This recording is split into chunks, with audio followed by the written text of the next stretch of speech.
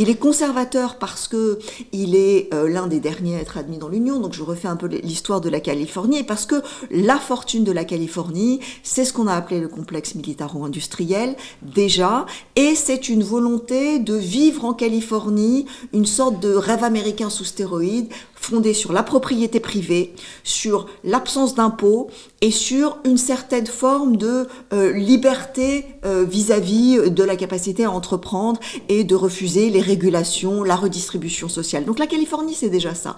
Et comme vous le dites, lorsque Reagan est élu, il incarne ça. Reagan, c'est un enfant de Californie, c'est un ancien acteur d'Hollywood. Bien sûr, Hollywood. Et c'est quelqu'un qui arrive au gouvernorat en disant ça suffit les rebelles, ça suffit la chienlit, comme dirait l'autre, ça suffit les étudiants qui mettent le bazar, moi je vais rétablir l'ordre. Et à partir de ce moment-là, il reprend la Californie en main et il fait de la Californie un grand État de prospérité, d'innovation et de la loi et de l'ordre. Ça veut dire qu'on envoie la garde nationale, comme Trump l'a fait récemment, pour mater les étudiants protestataires, qu'on développe le budget de la police, on développe les prisons et on investit massivement encore plus dans l'innovation qui servira à la défense nationale, c'est-à-dire ce qui est de l'ordre de la recherche spatiale et de l'armée, parce qu'on est en pleine guerre froide et que l'hystérie anticommuniste gagne la Californie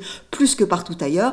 Et tiens, au milieu de tout ça, la tech, elle est parfaite puisqu'elle est fondée par de l'argent public destiné à l'armée et qu'elle incarne cette innovation et cette supériorité de l'homme américain qui peut librement entreprendre. Vous dites sur Stanford, au MIT et à Berkeley, les jeunes ludites donc détruisent les ordinateurs au service de la guerre. À Stanford, à l'ombre de l'armée, on les perfectionne.